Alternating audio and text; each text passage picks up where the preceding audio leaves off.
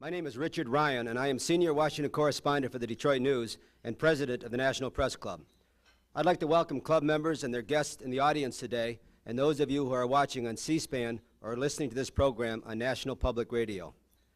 The video archive of today's luncheon is provided by Connect Live and is available through the Press Club website at press.org. National Press Club luncheons are also carried live by many sites on the World Wide Web. Press Club members may access transcripts of our luncheons at our website. Non-members may purchase transcripts, audio, and videotapes by calling 1-888-343-1940. Before introducing our head table, I would like to remind our members of some upcoming speakers. Next Friday, June 8th, Cardinal Theodore McCarrick, Archbishop of Washington, will talk about international human rights. On Monday, June 18th, Terrence Jones, President and CEO of Wolf Trap Foundation for the Performing Arts, will be our guest. And on Friday, June 22nd, Frank Keating, Governor of Oklahoma, will speak at the National Press Club. If you have any questions for our speaker, please write them on the cards that are provided at your table and pass them up to me. But please write legibly so I can read it, because if I can't read it, I can't ask it. I'd now like to introduce our head table guests and ask them to stand briefly when their names are called. Please hold your applause until all head table guests are introduced. From your right and my left, John Harwood with the Wall Street Journal. Jules Witkover, syndicated columnist for the Baltimore Sun. Valerie Jackson of Platts McGraw-Hill. Chris Matthews, host of MSNBC's Hardball and a national columnist for the San Francisco Chronicle. Teresa Amato, Citizen Works, and a guest of our speaker. David Hess, former president of the National Press Club and co-chair of the National Press Club Speakers Committee. Skipping over our speaker for a moment, Bill McCarran, U.S. Newswire, and the Speakers Committee member who organized today's luncheon. Thank you, Bill. Paul Hudson, Aviation Consumer Action Project, and a guest of our speaker. Robert Engler, political science professor emeritus of the City University of New York and a writer on energy topics. Jeff Plunges of the Detroit News, and Tom Squitieri, USA Today.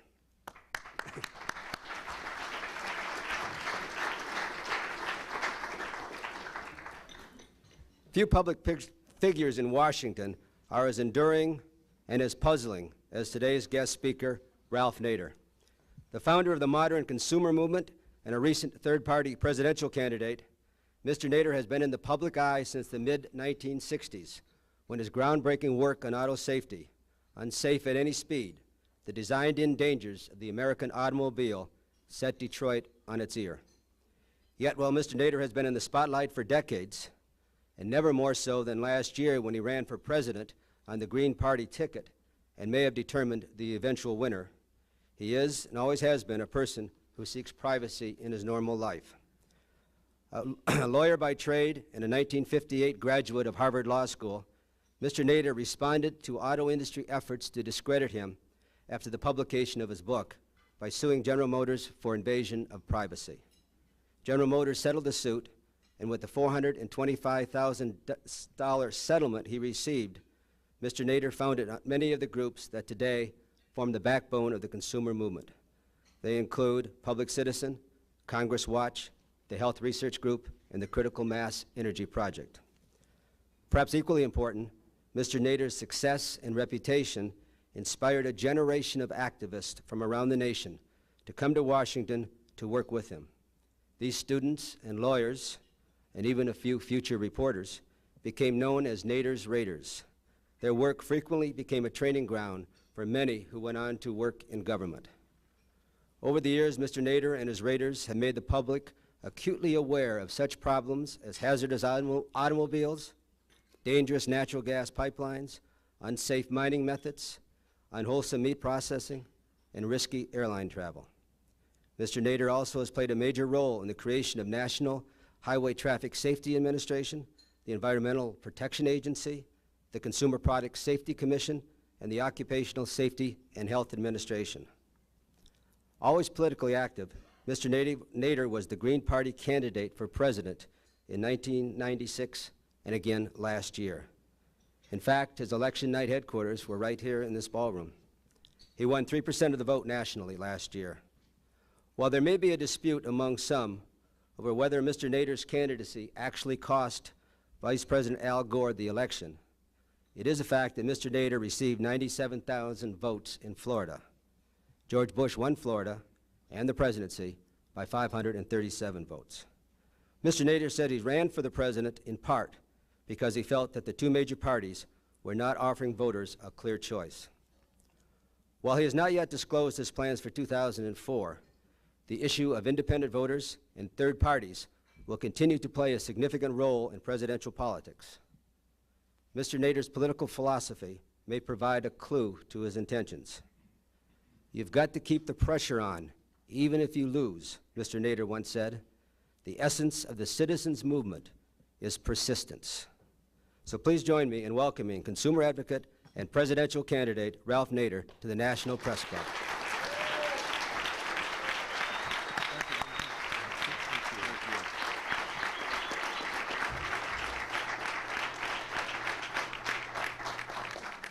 Thank you. Thank you very much, Mr. Ryan, and members of the National Press Club, honored guests, and ladies and gentlemen. This afternoon, I would like to offer a wide-angle lens assessment of the two parties and to indicate where I think they are converging to a level that is unhealthy for the body politic, and to also indicate how they are undermining our democratic processes.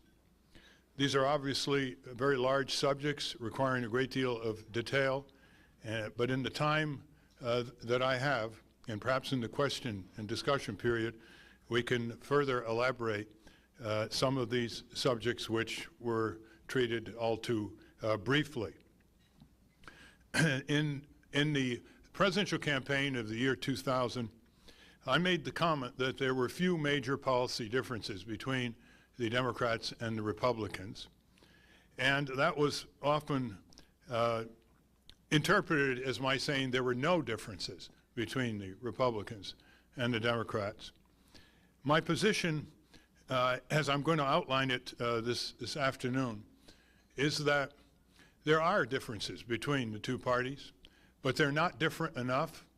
Their convergence in fundamental similarities on the structure of power in our country represent a level that invites people to ask whether there is a flunk grade for these two parties, below which, when they fall below that flunk rate, it's time to do something much more fundamental than to simply settle for the least worst every 4 years. Settling for the least worst every 4 years assures that both parties will get worse, albeit one won't be quite as bad as the other. And the consequences for the country of a lack of vibrant competition over fundamental contentions of the distribution of power and wealth in our country are now apparent. Despite 20 years of economic growth, the majority of the workers are making less today in inflation-adjusted dollars than they made in 1968, when the economy, in terms of productive output per capita, was half of what it is today. They are making less than 1973, and they are making slightly less than 1979. This is unprecedented in American history. Usually where there's economic growth, it's a tide that raises all boats. At the present time, it seems to be a tide that raises all yachts, with the top 1% of the richest people in the country having an ever greater slice of the national income and the national wealth. More than that, of course, we have, by comparison with Western European countries, 20% on the average of child poverty. If you have a near poverty category, it goes much higher than that. In California, the poverty category and the near poverty category include 45% of the children in California. In Western Europe, most of the countries have essentially abolished child poverty. They've essentially abolished raw poverty. in countries like France, Germany, the Scandinavian countries, the Benelux countries, to cite some examples. 30 to 40 years ago, these Western European democracies provided full maternity leave. They provided facilities to organize trade unions, which we do not have in our country. They provided 1 month paid vacation. They provided a whole host of other what are called social wage guarantees. And our country is still struggling even to achieve universal health insurance, which was provided the peoples in those countries many years ago. So let me start with the similarities. The fundamental similarities between the parties tower over the dwindling real differences that they would vigorously contest. This is not a judgment that one can make in a brief time span, but for over 20 years, when I think the significant declines in all these indicators and in the quality of our democracy began, these similarities have broadened and deepened to the point where there is a consensus among the parties not even to discuss these issues during political campaigns or during legislative sessions. Although, of course, there's a great difference between Paul Wellstone and Trent Lott or Russ Feingold or Jesse Helms, the parties as a whole have determined that there are certain major issues in American politics that are essentially off limits. And when they are off limits, it takes a belligerent reporter, an aggressive editor, to break through. The candidates of the two parties and the Congress, which rails against the street crime and welfare for the poor, ignores the far greater ravages of corporate crime and violence and corporate welfare subsidies, bailouts, and giveaways. Likewise, the two parties converge on a bloated post-Cold War military budget, reserving their disagreements over the choices or numbers of weapon systems, which are increasingly discredited by retired admirals and generals, not to mention incisive Pentagon analysts who have no public voice, unfortunately. All who saw the second debate between Bush and Gore, which was significantly dedicated to foreign policy, remember Jim Lehrer pleading with the candidates to explain any differences they might have to the American people. Bush kept agreeing with Gore, and when that became fatiguing, he started agreeing with Bill Clinton. Their lack of any vision or mission or revision of American foreign policy was a demonstration of the poverty of their respective parties in this important area. They couldn't even come out for a major international mission against global infectious diseases, which are taking millions of lives a year, from malaria, tuberculosis, AIDS, and other lethal afflictions. Their stand on corporate globalization, NAFTA, WTO, are identical. In the regulatory agency area, have the Democrats tried in the last 8 years to break the ever-tightening grip that the so-called regulated industries have on these purportedly law enforcement arms of the executive branch? Transitions from one Democratic Party to another Republican Party, or vice versa, in the executive branch scarcely ruffle the auto company's domination over NHTSA, or the Auto Safety Agency, the airline and aircraft industry's domination over the FAA, the bank's domination over the banking agencies and the U.S. Department of Treasury, the food and drug industry's control over the Food and Drug Administration, the large agribusiness influence and that of the biotech companies over the U.S. Department of Agriculture, the railroads' control over the Federal Railroad Administration, the highway lobby's domination over the Federal Highway Administration, the fossil fuel and nuclear industries over the Department of Energy and the Nuclear Regulatory Commission, the communication and broadcast barons over the Federal Communications Commission, and on and on and on along the dreary trail of abdication by our public institutions. For many of these regulatory agencies, the principal moment of anxiety during political party transitions comes upon which of several corporate nominees will they back to head these agencies for their past and future employers. Neither parties differ over the death penalty, over universal health insurance. They're talking about health insurance step by step. One wonders whether they mean backwards or forwards. They do not differ over corporate prisons. They do not differ over the criminal injustice system that is so severely discriminatory against minorities and the poor. They do not differ over the failed war on drugs, over the stupid prohibition on our farmers growing industrial hemp, so that manufacturers in our country are required to import it from foreign countries such as France, China, and Canada.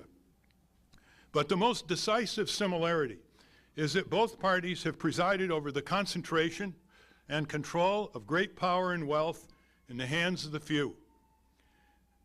Principally global corporations that have no allegiance to country or to community other than control both of them. It troubles neither major party that their political forebears, Thomas Jefferson, Abraham Lincoln, Theodore Roosevelt, Woodrow Wilson, and others, going back 200 years, have warned repeatedly about the devastating effect of such concentration of wealth on our democratic society. These convergences by the two parties subordinating our political government of by and for the people to the supremacy of the corporate government of the General Motors by the Exxons for the DuPonts is enough to warrant, is enough by and in and of itself to warrant major effort for electoral challenge and replacement. For without the working sovereignty of the people and their intermediate democratic institutions, whatever differences there are between the two parties become fewer, more verbal, and less real. This slide has recently become evident even in the areas normally reserved for the Democratic Party, namely civil rights and civil liberties. The Clinton-Gore record of litigation enforcement, the number of cases brought on behalf of civil rights, is a story waiting to be told. It doesn't even compare favorably with their predecessor Reagan-Bush administration. While no less a 40-year chronicler of civil liberties, longtime Democrat Anthony Lewis of the New York Times has called the Clinton record on civil liberties, quote, abysmal, end quote, and has described that record as one that is appalling on constitutional rights. Appalling on constitutional rights. That's not a minor frolic in detour by any political party. For 21 years, I have watched both parties shut out on the installment plan the civil society from both participation and voice in its government. That includes environmental, consumer, worker, civil rights, poverty groups, children's rights groups. But the doors are wide open for wish lists, appointments, and special access by the business lobbies, which make sure that these bipartisan politicians' campaign treasuries are flush and their future job prospects on retirement are exhilarating. Neither party is serious, however different their rhetoric, about electoral reform pursuant to the debacle in Florida. Former President Jimmy Carter and his Carter Center require countries overseas that invite the Carter Center to supervise their elections for international legitimacy. They require these countries to meet three conditions. One is an electoral commission that can resolve disputes, that is nonpartisan. The second is that voters will be able to understand the voting process and the ballot. And the third is that all voters' votes will count equally. Former President Jimmy Carter stated recently that the United States does not meet any of those three criteria. The Democrats in Congress who are indignant over the emergence of the Green Party last year ought to raise their ever-declining expectation levels and put some direct questions to those who are now dominating the party, including the Democratic Leadership Council and the prominent founders and leaders of the DNC, which include Bill Clinton, Al Gore, Joseph Lieberman, John Breaux, and others. To help them raise their expectation levels for their party, I asked the Democrats to consider what Richard Nixon proposed as president. Yes, they can even look back on Richard Nixon with nostalgia. For Richard Nixon put forth a national minimum incomes plan as a start in the abolition of poverty in America. The Congress rejected it. He put forth a comprehensive national health insurance plan. The Congress rejected it. He proposed a plan to emphasize rehabilitation of drug addicts instead of heavy reliance on incarceration. It did not get through. With glowing words, Nixon signed into law the Occupational Safety and Health Agency, the National Environmental Protection Act, NEPA, and the Environmental Protection Agency's creation. All this from a Republican president, viewed as the ultimate reactionary by Democrats. All this between 30 and 27 years ago. Clinging to an operating philosophy of least worst politics not only assures that both parties become worse every 4 years, but it also means that they are going backwards into the future. And so I recommend that these Democrats, some of whom have been very critical of their party recently, like Paul Begala, Robert Reich, and Mr. Carville, that they ask themselves the following questions. Of course, I am not focusing much on the Republican Party, which is really a pseudonym for the corporate state. The Democratic Party offers glimmers of hope. One, these are the questions that Democrats should ask themselves. Instead of engage in knee-jerk animosity against any other parties that threaten their progressive base. One, are your differences with the Republicans tweaking at twigs or going to the trunk or roots of the issue or problem? Banking legislation in 1999 comes to mind. So does the so-called Freedom to Farm Act and the notorious Telecommunications Act of 1996. The Democrats tweaking at twigs. Two, are your basic differences elaborated in position papers backed up by an intensity of advocacy, an expenditure of political capital, a willingness to antagonize your funders? Here, the tepid effort by Clinton on behalf of campaign finance reform for 8 years comes to mind. No political muscle, not even a full-time White House staffer, much less a war room, as he established in the White House with a covey of major business representatives to push NAFTA and GATT through the Congress. The tax bill is another illustration of how the Democrats may say one thing, but go along with something that only a few months earlier would have been considered unheard of in the passage of that trillion-dollar-plus tax legislation. Does the party walk the talk that differs from the Republicans? For example, the Republican Party is against D.C. statehood. The Democratic Party is for D.C. statehood. But both national parties over the years have done everything possible to make sure nothing happens regarding D.C. statehood, or even full voting rights for the disenfranchised residents of the District of Columbia. Richard Nixon, on the other hand, sent legislation to Congress that would have given the district voting representation in Congress. Three, does the party work to strengthen its presumed constituencies?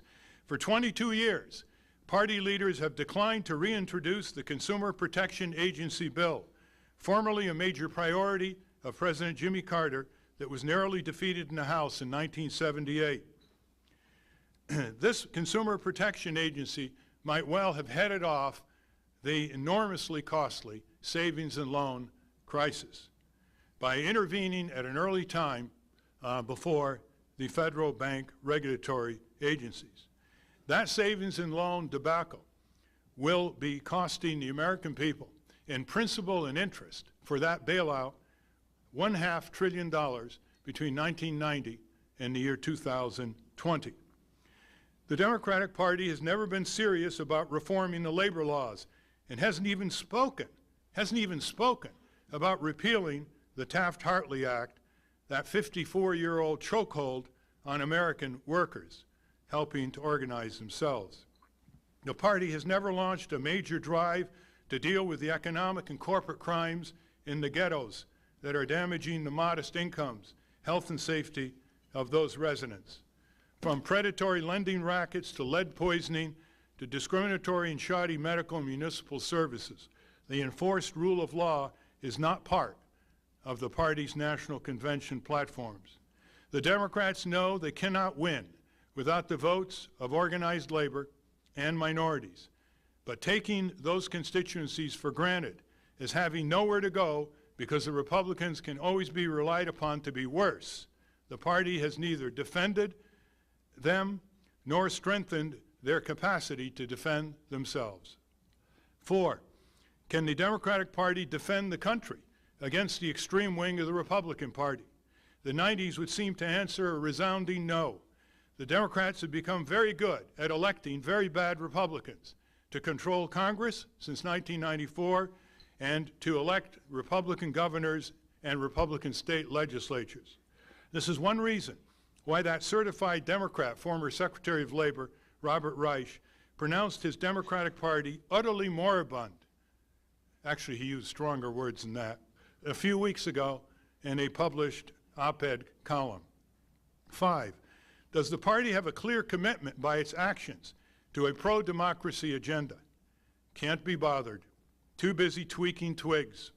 Even the Progressive Caucus in the House of Representatives was not interested in introducing drafted legislation, which we presented to them, that would have facilitated very inexpensively the voluntary banding together of Americans into a variety of consumer, worker, taxpayer, radio, television, viewer, and other civic organizations. Excluding competition from national, state, and local elections by ballot access barriers, exclusionary presidential debate commission maneuvers, and other inequities against lower-income voters have become bipartisan collaborations. The latter, voter inequities, as in Florida, rose up to bite the Democrats last year. They have known about these electoral law problems for many decades. The party now says it wants electoral reform so that all voters can understand the ballot and have their votes counted equally. But does the party really mean what it says? The last 7 months gives one severe doubts. 6, how does the Democratic Party as a whole react to its own progressive wing? Ask the Democratic National Committee, Council, the DNC, which believes that party progressives lose elections for the Democrats, which explains why the party puts up right-wing Democratic challengers to take on incumbent Republicans in a protective imitation attempt to retake the House of Representatives. Unfortunately for the Democrats, this strategy failed in 1996, 98, and the year 2000. 7, how does the Democratic Party as a whole react to a challenge from a small progressive Green Party with pouting animosity, visceral indignation, and petty retaliation? A few months ago, James Carville said that he's going to shun me. That's really interesting. Shunned by James Carville. Sounds like an inexpensive clothing line. The party should learn from the Republican Party here as to its reaction to its active right-wing coalitions. The Republicans respond to those coalitions. The Democratic Party looks at progressive voters as their historic entitlement. Well, no more. The Democrats will have to start earning those votes instead of taking them for granted, including increasing numbers of independent voters who are saying to both parties, don't take us for granted anymore. The Green Party is here to stay. No longer will the Democratic Party call itself the Environment Party without a substantive, factual challenge about how the Clinton years gave the auto industries an 8-year holiday from fuel efficiency upgrades, supported subsidies and privileges for fossil fuel and nuclear companies, extended a free ride to biotechnology that is taxpayer subsidized, ignored the necessity for pressing on a national renewable energy mission, backing trade agreements that undermine environmental as well as workers' standards and advances, and letting a weak Kyoto Accord swing in solitary confinement of the Rose Garden and not even send it over to the Senate in a push for confirmation, to name a few of the derelictions in these areas. For a while, the Green Party spillover vote should help Democrats. Where there are no Green Party candidates on the ballot line, that should occur. But it's going to occur less and less as more Green Party candidates file for more of the seats. Senator Maria Cantwell knows about this Green spillover vote quite clearly, as do arguably 2 other new Democratic senators from Michigan and Missouri. The Greens got the Democrats to 50 senators, which in turn made the defection of Senator Jeffers worthwhile to both him and his issues. In conclusion, the 2 parties are delivering our elections and our government to the highest bidders at the expense of our democratic processes. That is a flunking performance in and of itself. The trend toward independent candidates and third parties will continue. There's too much unfinished business, too many new horizons of achievement for our country and its contribution to the world and its tormented peoples in order to support political business as usual.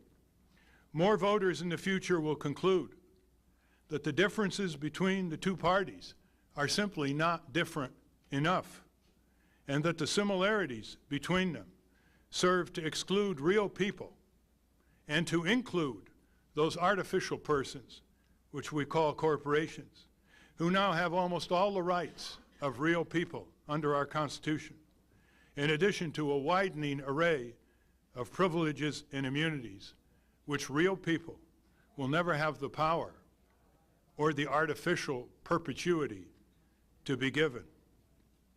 There is a widening gap between the expectation levels of the American people and what this country can become to itself and to the world.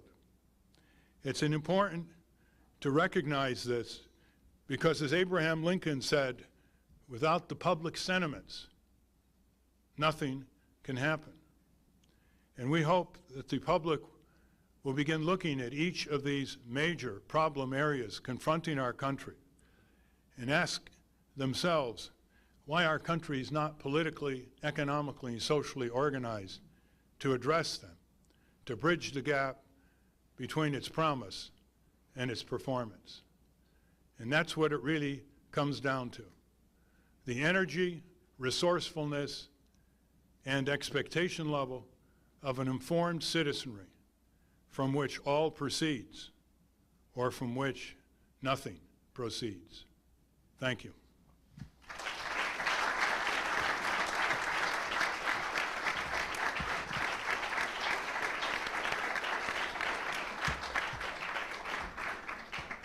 I have a couple questions here, as you may notice.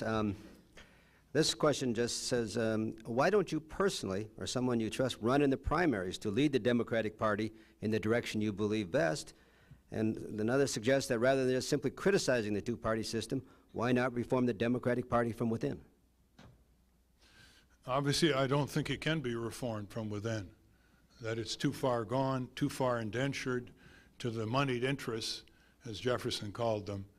And the evidence of that is the inability of a rather articulate progressive wing of the party to make any headroads into the DNC dominated Democratic Party itself. A couple of questions here. Note that despite all of your efforts in the year 2000, you and the Green Party and the presidential candidate received only 3% of the total vote nationally. And this questioner wonders if this might be in part your fault. And another one says, do you accept responsibility for the demise of the Green Party because you failed to get even 5% of the national vote? First of all, the Green Party is not going to grow based on whatever federal funding it can get. It's going to grow based on whether its volunteers are going to be rigorous, diligent, and steadfast enough. That's really what builds a party. The rest is convenience, especially if it's a party that wants to go forward not on the basis of money, but on the basis of human organizing energy back in the neighborhoods and communities, where it is now aligning itself with lots of neighborhood and community issues, from living wage to fighting against toxic environments to beating back diversions of public budgets manifested in such situations as taxpayer-funded stadiums in cities where schools and clinics are crumbling for lack of funds to repair them. On the 3%, if you don't get on the presidential debates, you don't reach tens of millions of people. It's just that simple. The Presidential Debate Commission is a private corporation created by the two parties in the late 1980s in order to shove aside the League of Women Voters, which administered the presidential debates up to that time. It's a private corporation controlled by the two parties, funded by business contributors like beer companies, tobacco, auto, telephone companies, and the like. And its purpose, ever since they made the mistake of letting, by their sites, letting Ross Perot on 92, which jumped him in the polls very significantly, their purpose is to exclude competitors. And the way our election system is organized, and the role of polls and the press following the polls, you can campaign in all 50 states many times. And I campaigned in all 50 states. You wouldn't reach a fraction of the number of voters one would reach on the presidential debates. And what gave John Anderson and Ross Perot that lift was getting on the presidential debates.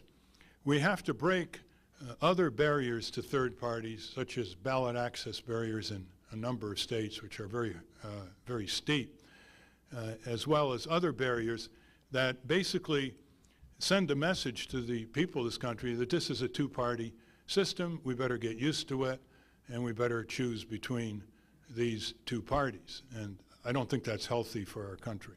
We need more competition. The polls are showing that a majority want a viable third party to keep the other two parties honest, as the poll question was phrased, even though they may not vote for a third party. You mentioned how critical the debates are to a third-party presidential candidate, but you've been excluded. The rule is 15%. How are you going to actually overcome that? Well, we want to try to destroy the debate commission, which is about as anti-democratic an instrument as possible. And there's going to be more information coming out just how incestuous it is and how the presidential candidates actually control that commission, not the two chairs, Fahrenkopf and Kirk. We're in litigation against that commission for their bullying exclusion of me in Boston from even with a ticket sitting in an auditorium pursuant to an interview request by Fox News in an auditorium next to the auditorium where the debate commission was being held. I mean, this is quite a tribute to my transcendentalism. So what we would like to see is a nonprofit, nonpartisan, not bipartisan, nonpartisan People's Debate Commission emerge before the 2004 presidential election, which has a very diverse board and is dedicated to the proposition that just as we don't ration entertainment programs on television, we shouldn't ration the number of debates and the number of mix of candidates in a variety of debates during the presidential year. Do you think that your candidacy last year resulted in pulling Vice President Al Gore to the left? Well, I've been told by some Democrats that in his acceptance speech in Los Angeles, he included some populist language, such as, quote, "I'm for the people, not the powerful," or I'm going to fight big oil and the big drug companies and the big HMOs. And whether or not that helped increase his polls did rise quite significantly in the following 5 or 6 weeks. But he never responded to our challenge, which was, well, if you're going to fight big oil, big drug companies, big HMOs, big polluters, why do you still take gobs of money from them, and would you return them? And there is no response to that request. The gobs of money you talk about is always going to be a problem, isn't it?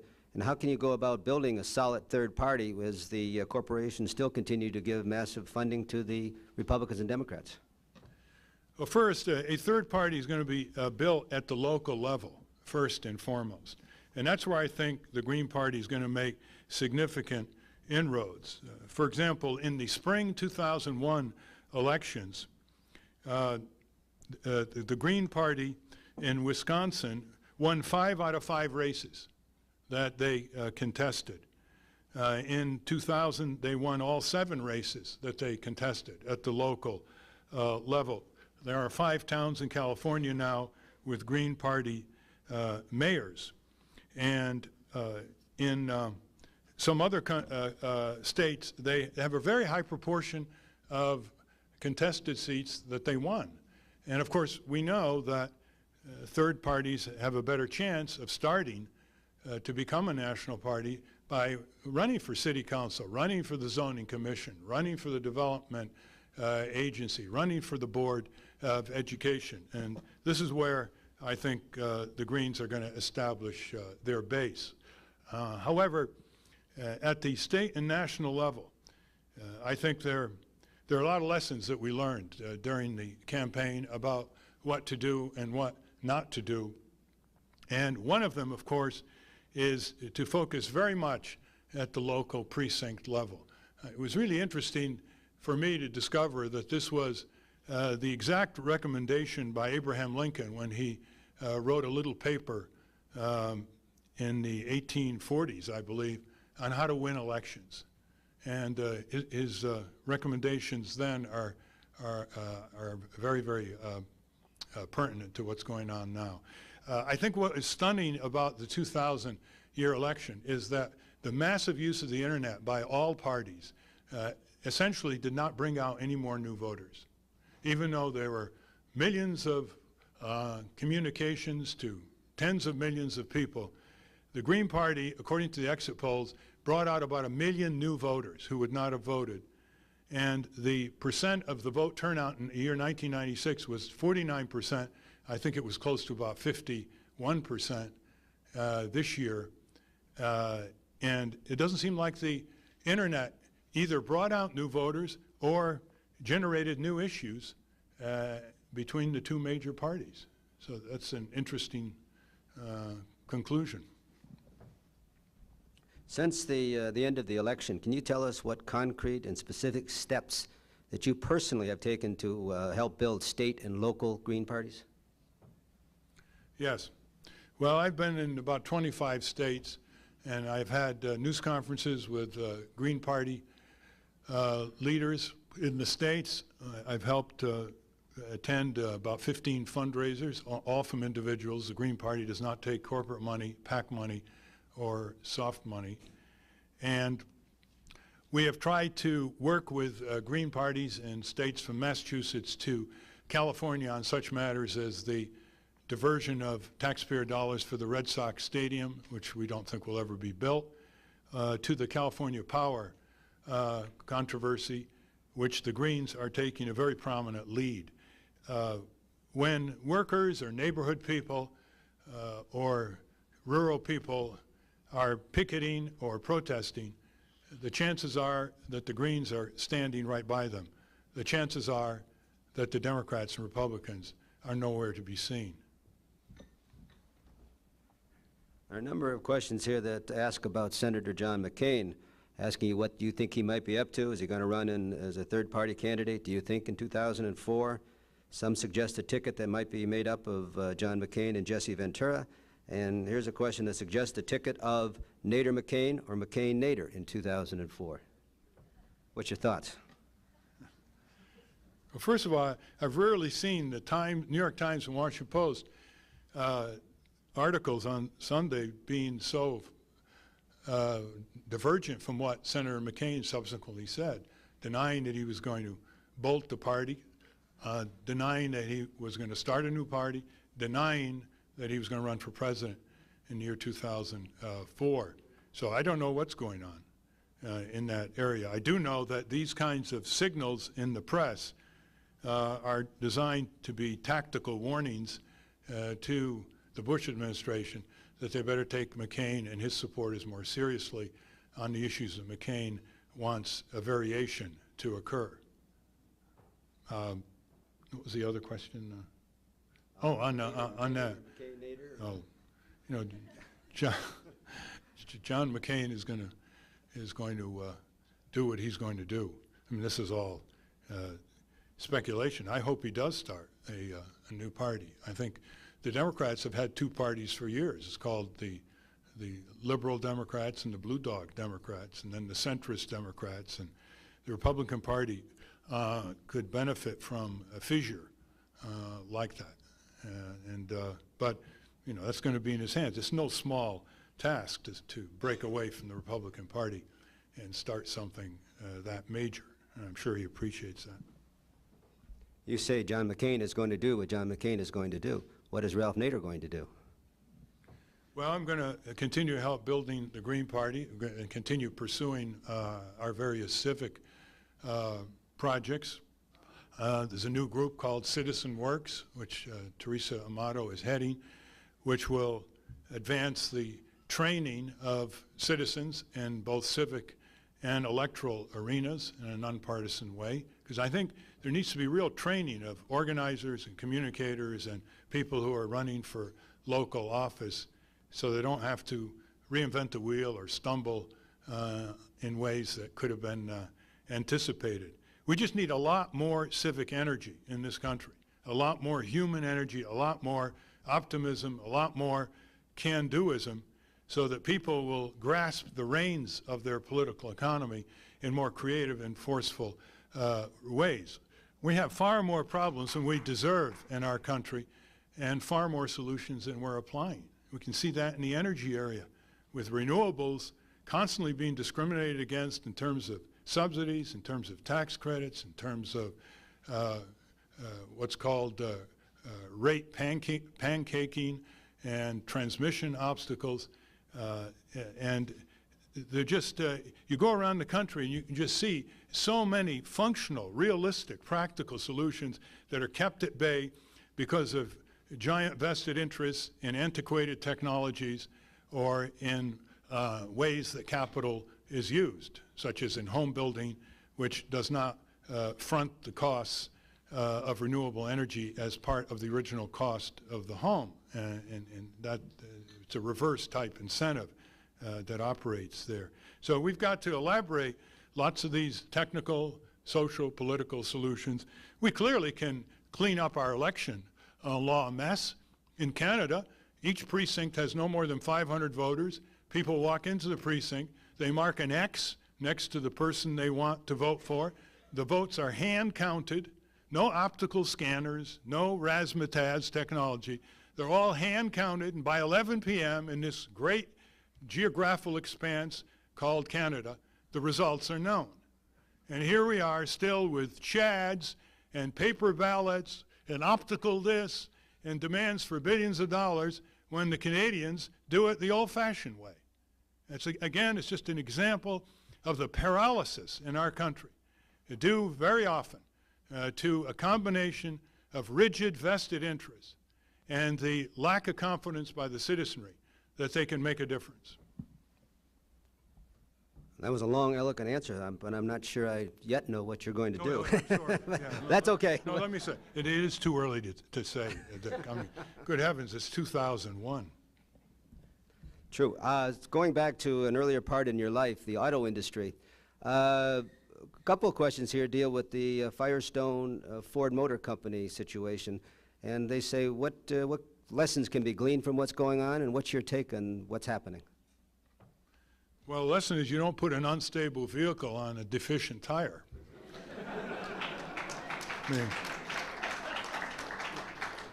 what's remarkable is that Ford thought it could get away with the Explorer handling problem, and Firestone thought it could get away with its tire problem because they knew the Auto Safety Agency was asleep, was not being given direction from the White House to rigorously establish enforceable and up-to-date safety standards. And they knew that the Auto Safety Agency, called NHTSA, was basically no longer a law enforcement agency, but a consulting firm to Detroit.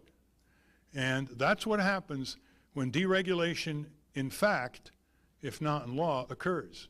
And that's what happens when there is so little difference on this and other issues between the two major parties as they exchange power in the White House. The Auto Safety Agency has never been worse. OSHA has never been worse. The FDA has never been worse than under the Clinton-Gore administration. Those three agencies. Dr. Sidney Wolf, who has monitored the FDA for 30 years, said it's the worst he's ever seen in all the time he's been monitoring this agency. So we have to, I think, pay attention to the benefits of health and safety regulation, how this regulation throughout American history in food, in autos, in air and water pollution, and pesticide controls, wherever they have been applied, they have saved lives, prevented diseases, and reduced injury. Staying with the auto industry for a moment, this one says, the questioner asked that the auto industry claims that improving CAFE, which is the fuel efficiency standards for vehicles, would compromise their safety standards. Do you think that that's true? And what do you think about CAFE standards in general now? They've been in place for quite a number of years. First of all, it is not true. The auto companies can build more fuel-efficient vehicles and advance safety. As a matter of fact, there have been comparisons between GM imports from Germany and GM cars here, where you can show that cars that are lighter than other cars have performed better in crash tests. The real variables, of course, are what are the engineering inputs in these cars. Would you rather be in a crash in a 7,000-pound vehicle without seat belts or airbags, or in a 3,000-pound vehicle with seat belts and airbags? Clearly, the latter is preferable. The Auto Safety Agency is replete with obsolete safety standards, many of which have not been upgraded for 30 years. The tire standard has not been upgraded for over 30 years in that sense. So anybody who wants more detail on the so-called safety fuel efficiency exchange can contact Clarence Ditlow at the Center for Auto Safety in Washington, D.C. He is an engineer and a lawyer. As far as the CAFE standards, they have not been expanded since 1975. They were supposed to mature in 1985 in terms of an average fuel efficiency for the companies of 27.5 miles per gallon. Ford and General Motors got 4 straight waivers by the Reagan-Bush administration in that period, and there has been no proposal to increase the CAFE standards by the Clinton-Gore administration. So there's been very valuable lead time lost by the auto companies, and in its place has come this $1 billion boondoggle subsidy program by the White House under Clinton-Gore to supposedly support Ford, General Motors, and Chrysler in their researching for a clean engine. Of course, what this did was not only waste $1 billion, because there's nothing to show for it, but it also signaled to the auto companies that they weren't going to get fuel efficiency regulation, and they could collaborate, some might call collude, in order not to compete because they were in partnership with the U.S. government. And so the Justice Department's Antitrust Division would lay off them. That was a very bad move by Clinton Gore, and I'm pleased to see that the Bush administration is starting to cut that program, and I hope they will abolish it. The CAFE standards, to the extent that they are allowed to work, have saved millions and millions of barrels of oil in this country. We should remember that in 1974, the General Motors average fleet efficiency was 13 miles per gallon, 13 miles per gallon. And the CAFE standards lifted those, along with some healthy competition from Japan and Germany's auto companies in this area. We're nearing the end, but if you could tackle this one rather briefly. The Bush administration laid out its energy proposals with a great deal of fanfare not long ago. Can you just sort of give us your top-of-the-head view of what you think about them? Well, in this 200-page document, there was something for everyone, and they were very clever in terms of their public relations and talking about conservation, renewable energy. But in terms of the rigor of their recommendations, they were basically saying, we want to expand the production of oil, gas, coal, and nuclear power. In the area of motor vehicle fuel efficiency, their recommendation said that it should be studied some more. And they sent it over to the Department of Energy and Transportation to study it some more. And of course, they didn't have any targets for renewable energy share of our overall energy production and consumption. So I think it was a camouflaged report designed to give them cover in terms of saying, well, we mentioned solar energy and wind energy and photovoltaics and energy conservation, but basically the thrust of the policy was more of the same. And I think it's very unfortunate that energy efficiency is not highlighted more.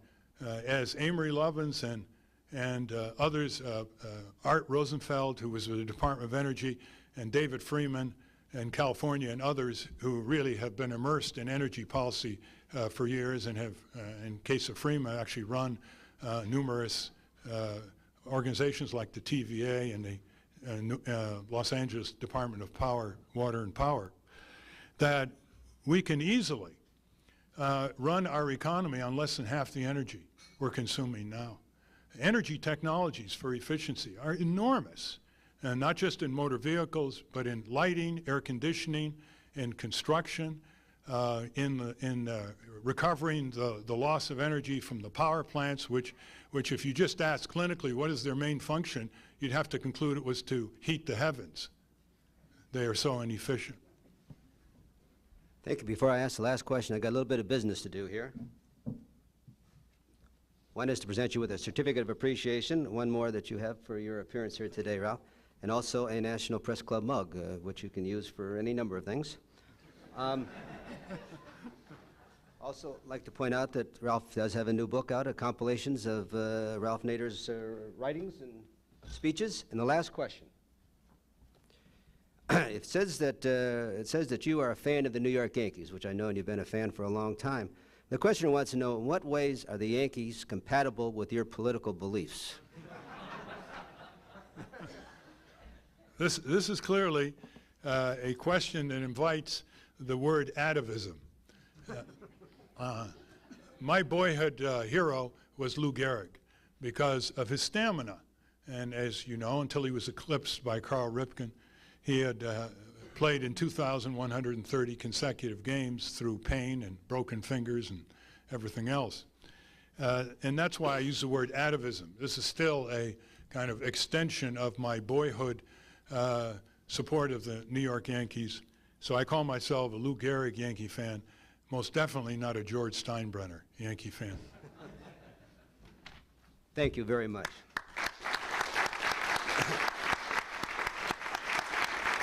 Thank you. I'd also like to thank National Press Club staff members Melinda Cook, Pat Nelson, Joanne Booz, Melanie Abdel-Dermont, and Howard Rothman for organizing today's luncheon. Also thanks to the NPC Library for the research, and thank you all for being here. We're adjourned. Environmental Protection Agency, the Consumer Product Safety Commission, and the Occupational Safety and Health Administration. Always politically active, Mr. Nader was the Green Party candidate for president in 1996 and again last year. In fact, his election night headquarters were right here in this ballroom. He won 3% of the vote nationally last year. While there may be a dispute among some over whether Mr. Nader's candidacy actually cost Vice President Al Gore the election, it is a fact that Mr. Nader received 97,000 votes in Florida. George Bush won Florida and the presidency by 537 votes. Mr. Nader said he ran for the president in part because he felt that the two major parties were not offering voters a clear choice. While he has not yet disclosed his plans for 2004, the issue of independent voters and third parties will continue to play a significant role in presidential politics. Mr. Nader's political philosophy may provide a clue to his intentions. "You've got to keep the pressure on, even if you lose," Mr. Nader once said, and a guest of our speaker. Robert Engler, political science professor emeritus of the City University of New York and a writer on energy topics. Jeff Plunges of the Detroit News, and Tom Squitieri, USA Today.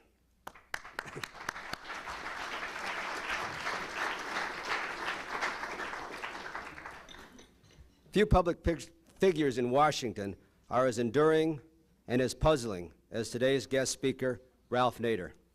The founder of the modern consumer movement and a recent third-party presidential candidate, Mr. Nader has been in the public eye since the mid-1960s, when his groundbreaking work on auto safety, unsafe at any speed, the designed-in dangers of the American automobile, set Detroit on its ear. Yet while Mr. Nader has been in the spotlight for decades, and never more so than last year when he ran for president on the Green Party ticket and may have determined the eventual winner, he is and always has been a person who seeks privacy in his normal life. A lawyer by trade and a 1958 graduate of Harvard Law School, Mr. Nader responded.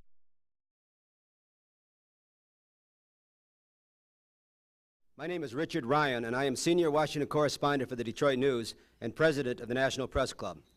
I'd like to welcome club members and their guests in the audience today, and those of you who are watching on C-SPAN or listening to this program on National Public Radio.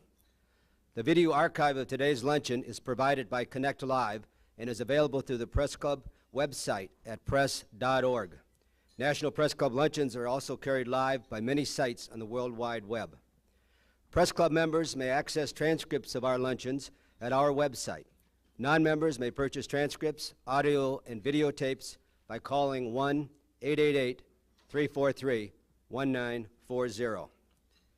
Before introducing our head table, I would like to remind our members of some upcoming speakers.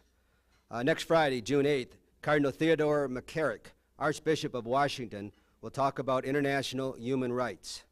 On Monday, June 18th, Terrence Jones, President and CEO of Wolf Trap Foundation for the Performing Arts, will be our guest. And on Friday, June 22nd, responded to auto industry efforts to discredit him after the publication of his book by suing General Motors for invasion of privacy. General Motors settled the suit, and with the $425,000 settlement he received, Mr. Nader founded many of the groups that today form the backbone of the consumer movement. They include Public Citizen, Congress Watch, the Health Research Group, and the Critical Mass Energy Project.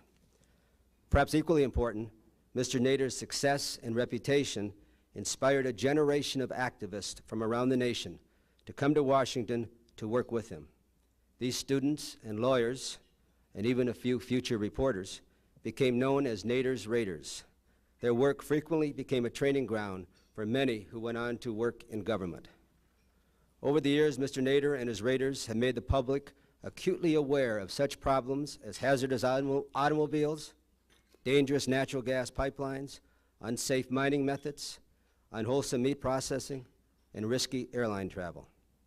Mr. Nader also has played a major role in the creation of National Highway Traffic Safety Administration. Frank Keating, Governor of Oklahoma, will speak at the National Press Club.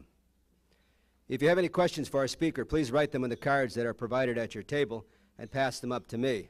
But please write legibly so I can read it, because if I can't read it, I can't ask it. I'd now like to introduce our head table guests and ask them to stand briefly when their names are called. Please hold your applause until all head table guests are introduced. From your right and my left, John Harwood with the Wall Street Journal. Jules Witcover, syndicated columnist for the Baltimore Sun. Valerie Jackson of Platts McGraw-Hill. Chris Matthews, host of MSNBC's Hardball and a national columnist for the San Francisco Chronicle. Teresa Amato, Citizen Works and a guest of our speaker. David Hess, former president of the National Press Club and co-chair of the National Press Club Speakers Committee. Skipping over our speaker for a moment, Bill McCarran, U.S. Newswire, and the Speakers Committee member who organized today's luncheon. Thank you, Bill. Paul Hudson, Aviation Consumer Action Project